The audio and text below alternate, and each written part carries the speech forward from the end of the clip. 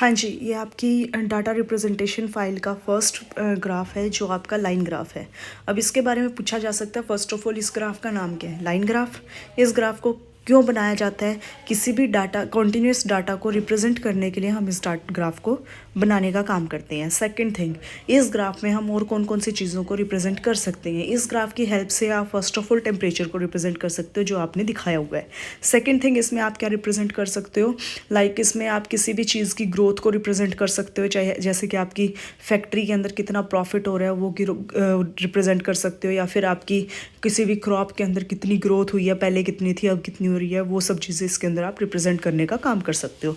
मतलब जो भी चीज़ आप परसेंटेज में दिखा सकते हो वो सारी की सारी इसमें आप डिफाइन कर सकते हो। सेकेंड थिंग, इसमें पूछा जा सकता है कि जैसे आपने लिखा है mean monthly, what it mean monthly का मतलब होता है एवरेज ऑफ अ मंथ। एक मंथ में कितनी एवरेज आपका टेम्परेचर देखने को मिला, या कितने जो भी आपका डाटा दिया हुआ है उस मंथ का एवरेज कितना है वो आप यहाँ पे रिप्रेजेंट करते हैं मीन मंथली में। फिर आता है स्केल। क्या होता है स्केल? होता है आपका लैंड के ऊपर किन्हीं दो पॉइंट्स के बीच का डिफरेंस, और वही उन्हीं दो चीज़ों का डिफरेंस पेपर के ऊपर रिप्रेजेंट करने को हम क्या बोलते हैं? स्केल बोला जाता है। लाइक इसके अंदर आप क्या दिखा रहे हो?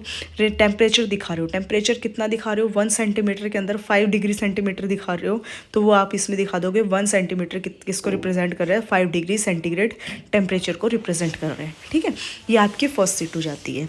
नेक्स्ट आती है सेकंड सीट, जिसमें आपका दिखा रखा है mean monthly rainfall new Delhi. अब मीन मंथली रेनफॉल में ऑफकोर्स मीन मंथली तो वही हो गया, एवरेज दिखाना है किसका? मंथ के अकॉर्डिंग किस चीज़ का? रेनफॉल का।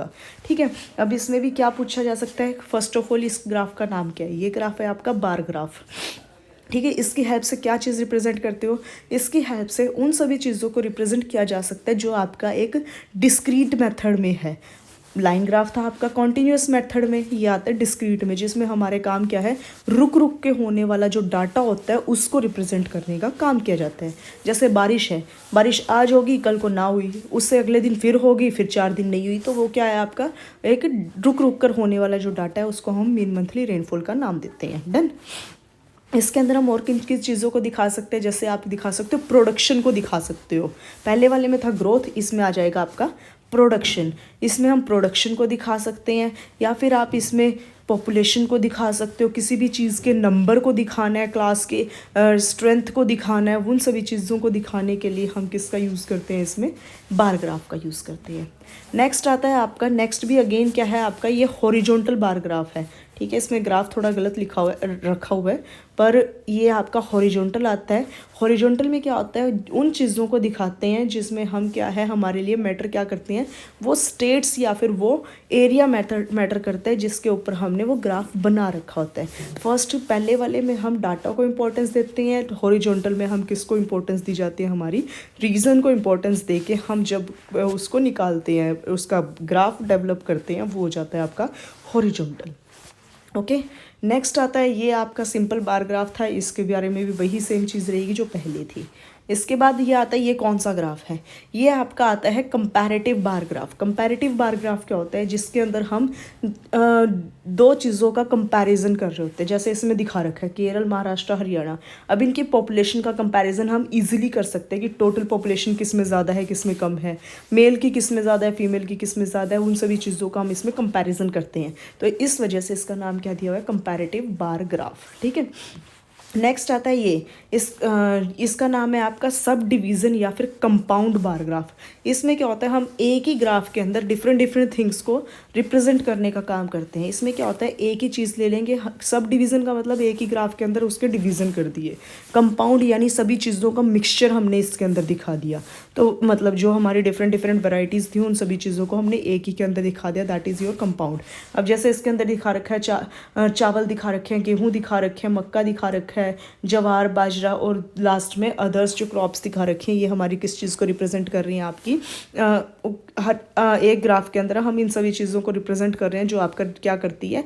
कंपाउंड बार ग्राफ को रिप्रेजेंट करने का काम करती है।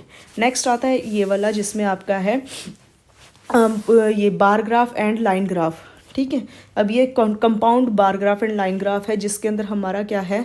कंबाइंड बार एंड लार लाइन जिसके अंदर हम क्या रिप्रेजेंट करते हैं, बार और लाइन को दोनों को इकट्ठा दिखाया जाता है, जिसका मतलब क्या होता है या मोटिव क्या होता है जिसका, इसके थ्रू हम क्या रिप्रेजेंट करते हैं कि जिस दिन हमारी बारिश हुई थी उस दिन हमारे टेम्परेचर के ऊपर क्या इफेक्ट देखने को मिला था, वो इस डायग्राम के थ्रू हम रिप्रेजेंट कर सकते हैं। दूसरा हम किस लिए यूज़ करते हैं इसको, ताकि हम इजीली उस अपने वेरिएशंस को डिफाइन कर सके कि हमारे डे टू डे टेम्परेचर में दूसरे फिजिकल कंपोनेंट के आने की वजह से क्या चेंजेस देखने को मिलते हैं, वो चीज़ हम इसकी हेल्प से रिप्रेजेंट कर सकते हैं। ठीक है, नेक्स्ट आता है आपका ये pyramid bar graph, pyramid graph. अब पिरामिड ग्राफ में क्या होता क्या है, फर्स्ट ऑफ ऑल इसके थ्रू हम क्या रिप्रेजेंट करते हैं, एज ग्रुप वाइज हम क्या करते हैं, मेल और फीमेल के नंबर या फिर परसेंटेज को रिप्रेजेंट करने का काम करता है। ये इसको पिरामिड ग्राफ क्यों कहा जाता है, अगर देखा जाए तो ये दोनों अगर इनको आपस में मिला दिया जाए तो ये देखने में ऐसा लगेगा जैसे कि यहाँ पर एक पिरामिड बना रखा है, जैसे इजिप्ट के अंदर पिरामिड होते हैं वैसे ही इनका पिरामिड की शेप आ जाती है, तो इस वजह से इसको पिरामिड बार ग्राफ कहा जाता है। अब ये जो ग्राफ होता है ये मेनली हम किस चीज़ के लिए रिप्रेजेंट करते हैं, जब हमने एज और हमारे जेंडर के अकॉर्डिंग जब उसमें हमें क्या निकालना होता है, डाटा के अकॉर्डिंग हमें रिप्रेजेंट करना होता है, तब उसके अंदर हमारा क्या होता है, इस ग्राफ का यूज़ किया जाता है। ये आता है आपका पाई डायग्राम। फर्स्ट पाई डायग्राम यूज़ क्यों होता है हमारा, फर्स्ट ऑफ ऑल यूज़ इसलिए किया जाता है कि हमारे पास अलग अलग वैरायटीज़ के अंदर जब हमारे पास चीज़ें इन्फॉर्मेशन पाई गई है, डाटा मिलता है, उसको रिप्रेजेंट करने के लिए हम यहाँ पर पाई डायग्राम का यूज़ करते हैं। फॉर एग्जांपल जैसे मिट्टी है या फिर कोई भी मिनरल है, मिनरल ये ज़रूरी थोड़ी ना कि उसी एरिया के अंदर सारा मिनरल मिल जाएगा, डिफरेंट डिफरेंट एरियाज़ में मिनरल मिलेंगे, पर उस मिनरल के परसेंटेज को या उस मिनरल की नंबरिंग को रिप्रेजेंट करने के लिए हम क्या करेंगे, पाई डायग्राम का यूज़ करेंगे कि हमारे पास वो पूरे के पूरे उस एरिया के अंदर कितना आपका पाया जाता है वो मिनरल, उसको रिप्रेजेंट करने के लिए इसका यूज़ करते हैं।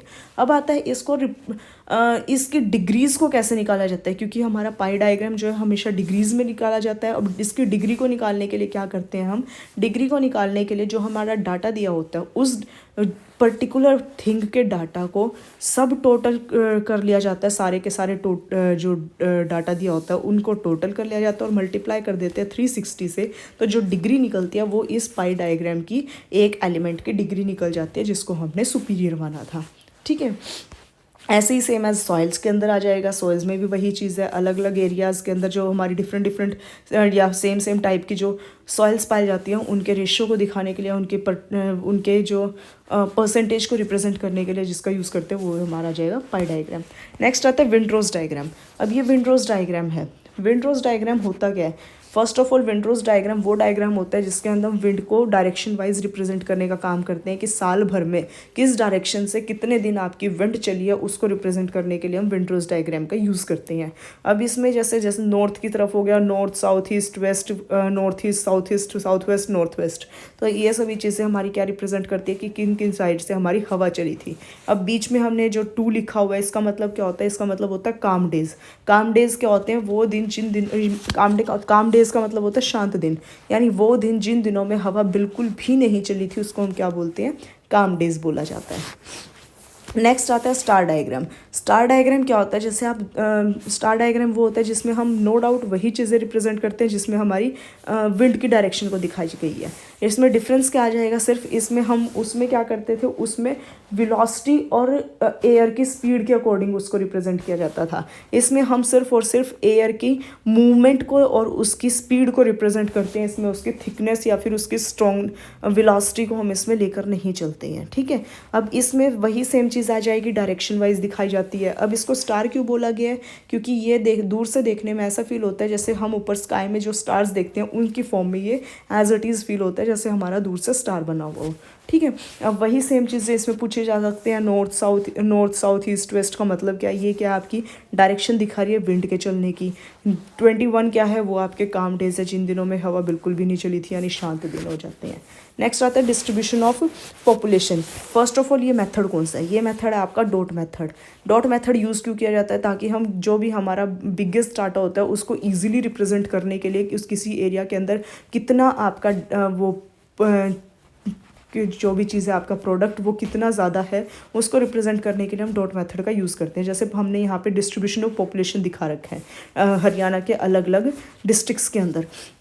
तो इसमें हमने जो दिखा रखा है इसके बेसिस पे हम कह सकते हैं कि पंचकुला के डॉट्स को काउंट करके हम कह सकते हैं कि इस डॉट के अकॉर्डिंग यहाँ पर इतने सारे हमारे क्या हैं पर्सन यहाँ पर स्टे करते हैं, तो वो चीज़ यहाँ पर रिप्रेजेंट करती है।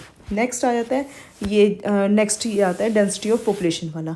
अब ये क्या है, इसका नाम आ जाता है, ये शेडिंग मेथड भी बोला जा सकता है और इसको मेन मेथड का नाम है आपका कोरोप्लेथ मेथड। अब कोरोप्लेथ मेथड को शेडिंग मेथड क्यों बोलते हैं, क्योंकि हम इसमें क्या करते हैं डिफरेंट डिफरेंट शेडिंग्स करते हैं। अब इसको करने का रीज़न क्या है, डिफरेंट डिफरेंट शेडिंग्स जिन एरियाज़ के अंदर सेम टाइप की डेंसिटी पाई जाती है या फिर सेम टाइप की ग्रोथ ऑफ प्रोडक्शन पाया जाता है, या फिर हम कह सकते हैं सेम टाइप का आपका क्रॉप्स पाई जाती है, उन एरियाज़ को रिप्रेजेंट करने के लिए हम एक शेड का यूज़ करते हैं। उससे डिफरेंट आ जाएगा या उससे दूसरा डाटा आ जाएगा जो दूसरे एरियाज़ में अलग अलग होगा, उनको रिप्रेजेंट करने के लिए अलग डॉट पैटर्न का यूज़ कर देंगे। उससे डिफरेंट होगा तो उसको डिफरेंट मेथड से यूज़ कर देंगे।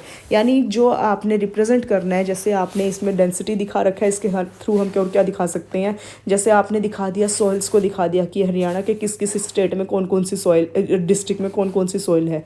जैसे आप राजस्थान के डेजर्टी सॉइल दिखाओगे तो आप क्या दोगे, सिरसा हो गया, भिवानी हो गया, ठीक है, इसके अलावा हिसार हो गया, महेंद्रगढ़ हो गया, रेवाड़ी हो गया, इन एरियाज़ में आपको डेजर्टी सॉइल देखने को मिलती है। तो इन एरियाज़ की एरिया को आप इस क्या कर दोगे, आप एक शेडिंग दे दोगे। फिर अगर एलुवियल सॉइल की बात करें तो करनाल, पानीपत, कुरुक्षेत्रम, यमुनानगर, ठीक है, जींद, यमुनानगर हो गया, इन एरियाज़ में आपका कौन सा मिलती है, एलुवियल सॉइल मिलती है। इनको सेम कलर से सेम शेडिंग से रिप्रेजेंट कर दोगे।